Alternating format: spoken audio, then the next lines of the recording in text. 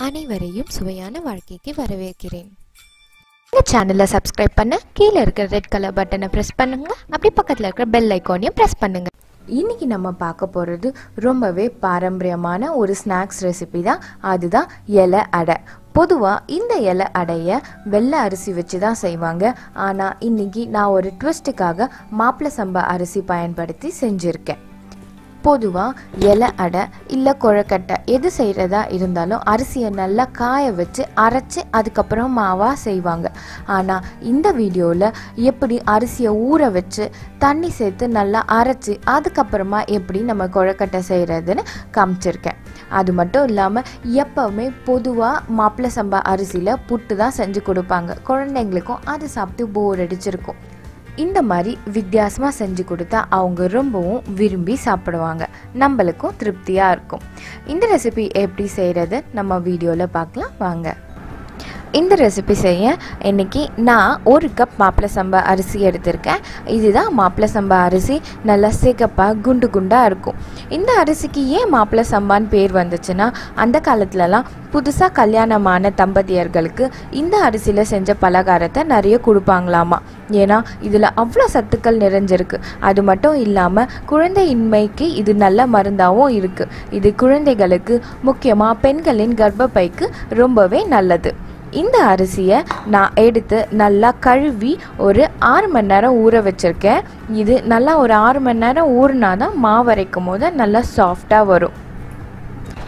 இந்த அரிசி இன்னும் கொஞ்ச நேரம் ஊறட்டும். அதுக்குள்ளே இந்த இலை அடைக்கு தேவையான பூரணம் எப்படி செய்கிறதுன்னு நம்ம பார்த்துட்டு வந்துடலாம். பூரணம் செய்ய நான் 3/4 கப் வெல்லம் எடுத்திருக்கேன். உங்களுக்கு இனிப்பு நிறைய பிடிக்கும்னா நீங்கள் 1 கப் வெல்லம் கூட எடுத்துக்கலாம். வெல்லத்தை ஒரு பாத்திரத்தில் சேர்த்துக்கலாம். கூடவே ஒரு 1/4 டம்ளர் தண்ணியும் சேர்த்து நல்லா கரைச்சி விட்டுக்கலாம். வெல்லத்தை பாகாக எடுக்கணும்னு எந்த அவசியமும் இல்லை. வெல்லத்தை கரைச்சி நம்ம ஃபில்ட்ரு பண்ண போகிறோம். ஏன்னா இதில் நிறைய அழுக்கு இருக்குன்றதுனால. இப்போ வெல்லம் நல்லா கரைஞ்சிடுச்சு. இது இப்படியே ஒரு 5 நிமிஷம் ஆறட்டும். ஆறினோடனே நம்ம ஃபில்ட்ரு பண்ணிக்கலாம். இப்போது தேங்காய் பூரணம் செய்கிறதுக்காக ஒரு பேனில் 1 டேபிள் ஸ்பூன் நெய் சேர்த்துருக்கேன். நெய் உருகும் போதே 1 கப் துருவின தேங்காவையும் சேர்த்துக்கலாம். தேங்காவை சேர்த்து நெய்யில் ரொம்ப நேரம் ஃப்ரை பண்ணணும்னு அவசியம் இல்லை. ஒரு 1லேருந்து 2 நிமிஷம் வதக்கினா போதும். ஜஸ்ட் நம்ம சேர்த்த நெய்யும் தேங்காவும் ஒன்று சேர்ந்தால் போதும். இப்போ அடுத்ததான் நம்ம கரைச்சி வச்சுருந்த வெல்லத்தை இதை ஃபில்ட்ரு பண்ணி நம்ம தேங்காயில் சேர்த்துக்கலாம்.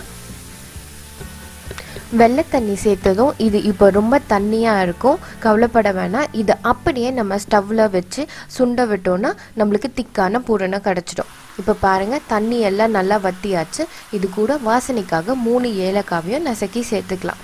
இப்போ நம்ம பூரணம் நல்லா கெட்டி ஆயிடுச்சு. இப்போது நம்ம அரிசி நல்லா ஊறியாச்சு. இதை நம்ம மாவாக அரைச்சிடலாம். நம்ம மாவு ரெடி ஆகிடுச்சு. இப்போ இந்த மாவுக்கு தேவையான அளவு உப்பையும் சேர்த்து நல்லா கலந்து விட்டுக்கலாம். அவ்வளோதான். இப்போது இவ்வளோ தண்ணியாக இருக்கிற மாவை எப்படி நம்ம கொழுக்கட்டை மாவாக செய்கிறதுன்னு பார்க்கலாம். அடுத்ததாக ஒரு பேனில் 2 டேபிள் ஸ்பூன் தேங்காய் எண்ணெய் எடுத்திருக்கேன். தேங்காய் எண்ணெய் வாசனை பிடிக்காதவங்களுக்கு வேறு எந்த எண்ணெய் வேணும்னாலும் எடுத்துக்கலாம், நல்லெண்ணெயை தவிர. ஏன்னா இந்த தேங்காய் எண்ணெயும் இந்த மாப்பிள்ளை சம்பா அரிசியும் நல்லா ஒத்து போகும். இப்போது எண்ணெய் நல்லா காஞ்சதும் நம்ம அரைச்சி வச்சுருந்த மாவை அதில் சேர்த்துக்கலாம். மாவை சேர்த்ததும் இதை மீடியம் ஃப்ளேமில் வச்சு நம்ம கை விடாமல் கிண்டிகிட்டே இருக்கணும். ஹை ஃப்ளேமில் வச்சு செய்ய வேணாம். ஹை ஃப்ளேமில் வச்சோன்னா இது சீக்கிரமாகவே அடி பிடிச்சிடும். இதை நம்ம கிண்டிகிட்டே இருந்தோன்னா மாவு நல்லா வெந்து நம்மளுக்கு இலை அடைக்கு தேவையான பதத்துக்கு வந்துடும். இப்போ பாருங்கள், நம்ம ஊற்றும் போது எவ்வளோ தண்ணியாக இருந்துச்சு, இப்போ எவ்வளோ திக்காக இருக்குது பாருங்கள். இதுதான் நம்மளோட மாவு நல்லா ரெடி ஆகிடுச்சு. இதோட பதம் எப்படி கண்டுபிடிக்கிறதுனா, உங்கள் கையில் கொஞ்சமாக தண்ணியை தொட்டுட்டு அந்த மாவை எடுத்து உருட்டினீங்கன்னா உங்கள் கையில் ஒட்டாமல் வரும். அதுதான் இந்த இலை அடைக்கு தேவையான பதம். அவ்வளோதான், நம்மளோட மாவு ரெடி ஆகிடுச்சு. நம்ம செஞ்சு வச்சுருந்த மாவு இப்போது நல்லா கை பொறுக்கிற சூடுக்கு வந்திருக்கு. இப்போது இதை இலை அடையாக செஞ்சிடலாம்.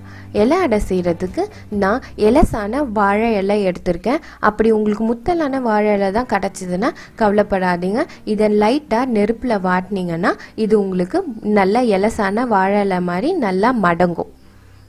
ஆனால் இலசான வாழை இலை தான் நல்ல ஃப்ளேவரை கொடுக்கும். இப்போது வாழை இலையில் கொஞ்சமாக நெய் தடவிக்கலாம். நெய் தடவினதும் கொஞ்சமாக நம்ம எடுத்து வச்சுருந்த மாவை எடுத்து இந்த இலையில் நம்ம அடை மாதிரி தட்டிக்கலாம். உங்களுக்கு மாவு கையில் ஒட்டுற மாதிரி இருந்துச்சுன்னா கொஞ்சமாக லைட்டாக கையில் தண்ணி தொட்டு நல்லா மெல்லிசான அடை மாதிரி இந்த வாழை இலையில் நம்ம தட்டிக்கலாம். இப்போ நம்ம அடை தட்டியாச்சு. நம்ம செஞ்சு வச்சுருந்த பூரணத்தையும் நடுவில் ஃபில் பண்ணிடலாம். ஃபில் பண்ணிவிட்டு இதை அப்படியே மடிச்சிடணும்.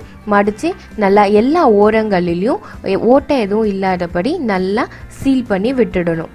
இப்போது நம்ம இலை அடை வேக வைக்க ரெடி ஆகிடுச்சு. இதை இட்லி குக்கரில் வச்சு நம்ம வேக வச்சு எடுத்துக்கலாம். இப்போது எல்லா மாவையும் இலை அடையாக செஞ்சாச்சு. இப்போ இதை இட்லி குக்கரில் வேக வச்சிடலாம். நான் ஏற்கனவே இட்லி குக்கரில் தண்ணி ஊற்றி ஆவி வர அளவுக்கு சூடு பண்ணி வச்சுருக்கேன். இப்போ நம்ம செஞ்சு வச்சுருந்த இலை அடையை இதில் அடுக்கிடலாம். இட்லி குக்கரை மூடி ஒரு 15லேருந்து 20 நிமிஷத்துக்கு மீடியம் ஃப்ளேமில் நல்லா வேக வச்சு எடுத்துக்கலாம். அப்போ தான் இந்த மாவு எல்லாம் நல்லா வெந்திருக்கும். இப்போது இலை அடை வேக வச்சு 15 நிமிஷம் ஆயிடுச்சு. இந்த நம்மளோட இலை அடையும் நல்லா வெந்துருச்சு. மாவு எல்லாம் நல்லா வெந்து நல்லா வாசனையாக வந்திருக்கு.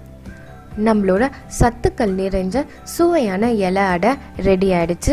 நீங்களும் இந்த ரெசிபியை உங்கள் வீட்டில் ட்ரை பண்ணி பாருங்கள். ட்ரை பண்ணி பார்த்துட்டு எப்படி இருந்துச்சுன்னு கமெண்ட்டில் சொல்லுங்கள். அப்படியே மறக்காமல் எங்களோட சேனலையும் சப்ஸ்கிரைப் பண்ணுங்கள். தேங்க்யூ.